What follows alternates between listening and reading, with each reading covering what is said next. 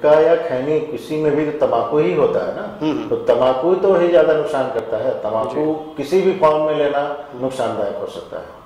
आप देखते होंगे कि बिहार में बहुत जितने भी रजिस्ट्री सेंटर हैं वहाँ पर माउथ कैंसर का बहुत ज्यादा केस देखा जाता है। इसमें उसका एक मेन कारण होता है खैनी, जो बिहार में बहुत आसानी से उपलब्ध है और बहुत ही छोटे समय में ही लोग खैनी का प्रयोग करना शुरू कर देते हैं। तो खैनी, अगर खैनी न खाएं लोग तो हमको लगता है कि 60% इससे बचाव हो जाएगा। बुलेटिन ऑफ बिहार के खास प्रोग्राम में आपका स्वागत है। सेहत प्रोग्राम में आज हम बात करेंगे देवेश कुमार जी से। देवेश कुमार जी कैंसर स्पेशलिस्ट है और आज हम जानेंगे देवेश जी से कि कैंसर के बारे में अवेयरनेस कैसे किया जा सकता है, कैसे जाना जा सकता है। देवेश जी, सबसे तो पहले आपका बहुत बहुत स्वागत है हमारे चैनल में आने के लिए। और शुरुआत यहीं से करते हैं। अमूमन यह देखा गया है कि कैंसर के मामले में केमो का नाम सुना जाता है, सर्जरी का नाम सुना जाता है। आप जिस काम में स्पेशलिस्ट है उसका नाम है रेडियोथेरेपिस्ट। उसके बारे में थोड़ी सी जानकारी दीजिए। जैसे कि कैंसर का जब डायग्नोसिस जब हो जाता है तो उसके इलाज की जब बात आती है तो इसका 3 प्रकार से इलाज होता है। एक हो गया सर्जरी हो गया, दूसरा हो गया कीमोथेरेपी हो गया, तीसरा हो गया रेडियोथेरेपी। रेडियोथेरेपी में हम लोग जो है कैंसर जो सेल होता है उसको किल करने के लिए गामा रेज का यूज करते हैं, प्रयोग करते हैं।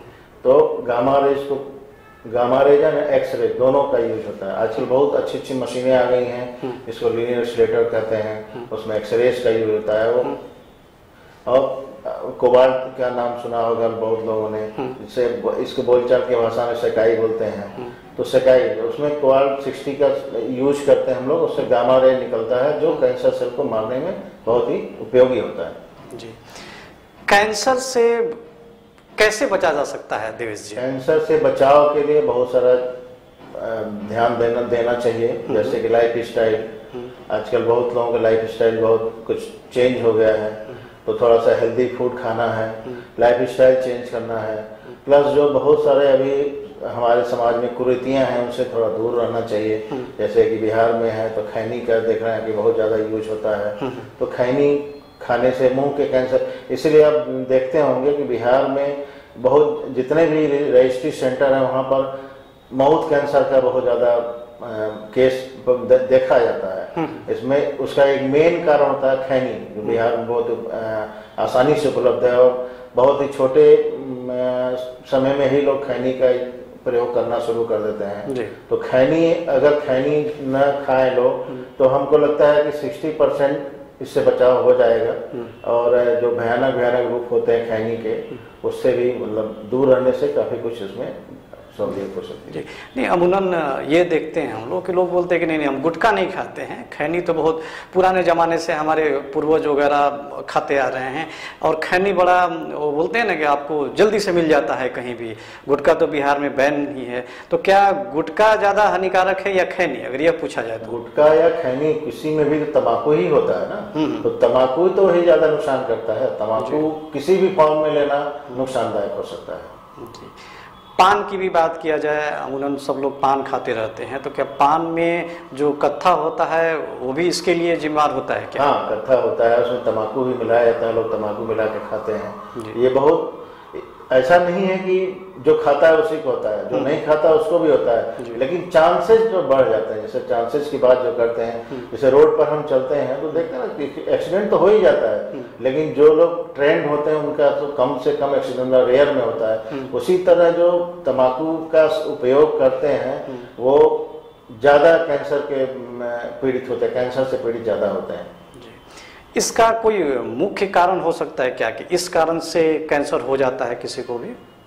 ऐसा कोई कारण तो नहीं देखने में मिला है, लेकिन ज़्यादातर ऐसा देखा गया है कि जो लोग तम्बाकू, शराब या सिगरेट इस सब का प्रयोग करते हैं उनमें ये चांसेस ज़्यादा हो जाते हैं।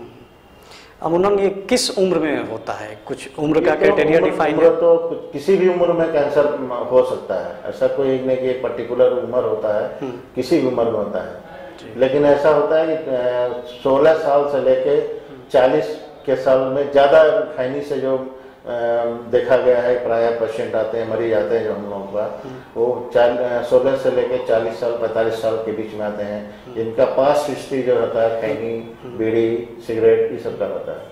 जी। कीमो में यह सुना जाता है कि काफ़ी लोगों को पेन से गुजरना पड़ता है। जैसे हमने सुना था कि युवराज सिंह को कैंसर हुआ था, तो उसने भी पब्लिकली बोला था कि बहुत ज़्यादा और बहुत बड़े पेन से गुजरना पड़ा, तभी जाकर ये ठीक होता है। जो लोग उस पेन को नहीं सह पाते हैं वो शायद नहीं बच पाते हैं। तो क्या रेडियोथेरेपिस्ट में ऐसी कोई संभावना है कि इसमें पेन ना हो? हर थेरेपी का तो कुछ ना कुछ साइड इफेक्ट होता ही होता है, लेकिन साइड इफेक्ट को ध्यान में रखेंगे तो बीमारी नहीं ठीक होगी। बीमारी को ठीक करने के लिए थोड़ा बहुत साइड इफेक्ट तो होता ही, ऐसा कि नहीं होता है, उसको मतलब बर्दाश्त किया जा सकता है, ऐसा कुछ नहीं कि नहीं हो सकता है। जी। अगर डायग्नोस्ड शुरुआती जो लक्षण के साथ, यानी कि किसी को कैंसर हुआ है वो और शुरुआत में ही डायग्नोस हो गया, तो क्या उसकी प्रोसीजर क्या है, मतलब किस मेथड से उसकी इलाज होती है? कि ऐसा देखा गया है शुरुआती दौर पर जिसको भी पाया गया, मतलब स्टेज 1 में, उसके ठीक होने की संभावना मैक्सिमम होती है, बहुत जल्दी ठीक हो सकते हैं। लेकिन हमारे यहाँ बिहार में लोग अज्ञानतावश या जो भी है, देखा गया है कि वो लोग मैक्सिमम 3 और 4 में ही हम लोगों के पास आते हैं, क्योंकि उससे पहले तो वो गांव देहात में दिखाते हैं या जहाँ भी है, बहुत सारी और पैथी होती है उसका उपयोग करते हैं। जब ये देखते हैं कि सब पैथी से कोई फायदा नहीं होता है, तब वो लास्ट स्टेज में हम लोगों के पास आते हैं, जिनमें हम उनको पूरी तरह से ठीक नहीं कर पाते हैं, लाइफ को थोड़ा एक्सटेंड कर देते हैं। ये समस्या देखने को मिली है। अवेयरनेस की कमी है यहाँ पर, लोग मतलब जल्दी नहीं पहुँचते हैं, लोग पहले अपना घरेलू इलाज शुरू करते हैं। यानी मान लीजिए किसी को कैंसर हो जाता है और उसकी कीमो होती है, वो ठीक हो जाता है, तो क्या उसके बाद भी संभावना बनी रहती है क्या कि उसे हो जाए? चांसेस होते हैं, लेकिन ऐसा नहीं है कि होता ही है, चांसेस थोड़े होते हैं कि कहीं दूसरी जगह या फिर से उसमें रिकरेंस के चांसेस होते हैं, अगर लाइफ स्टाइल चेंज नहीं किए या जो भी फॉलो करना है उसको नहीं किए। ड्रिंक का यानी शराब का कितना असर है आपके अनुसार? आप तो बहुत सारे पेशेंट देखते होंगे, तो उनमें ड्रिंक के कितने केसेस आते होंगे? बहुत केस आते हैं इसमें, लीवर सर्विसेज वगैरह के, लीवर का बहुत सारा केस, लीवर कैंसर का केस आता है। तो ऐसा नहीं कि शराब पीने से ही होता है, बहुत सारा रीजन में होता है, जो लाइफ स्टाइल जिनको कहते हैं कि जंक फूड, फास्ट फूड, ये सब जो खाते हैं, उसमें ज़्यादा ऐसा देखा गया कि उन लोगों को काफ़ी मतलब मात्रा में ऐसा केस हम लोग देखते रहते हैं, पाया जाता है। देवेश जी, आप युवाओं को क्या सलाह देना चाहेंगे कि कैंसर से बचने के लिए? मेरा तो सलाह ये है कि हेल्दी लाइफ स्टाइल अपनाइए। जो भी हमारे बुजुर्ग या कहा गए हैं कि प्राणायाम, योगा, ये सब करिए, और नशे से तो बिल्कुल दूर रहिए। खैनी, तम्बाकू, किसी भी प्रकार के रूप में नशा जो है करना, ये बहुत ही है, उसमें चांसेस काफ़ी बढ़ते हैं। अगर इनसे आप दूर रहेंगे तो चांसेस बहुत कम हो जाएंगे। जी, ये थे देवेश कुमार जी, कैंसर स्पेशलिस्ट हैं, और इन्होंने बहुत सारे आज सलाह दिए कि हाँ, कैंसर से कम बचाव कैसे किया जा सकता है। देवेश जी, हमारे स्टूडियो में आपके आने के लिए बहुत बहुत धन्यवाद। Thank you very much. Thank you.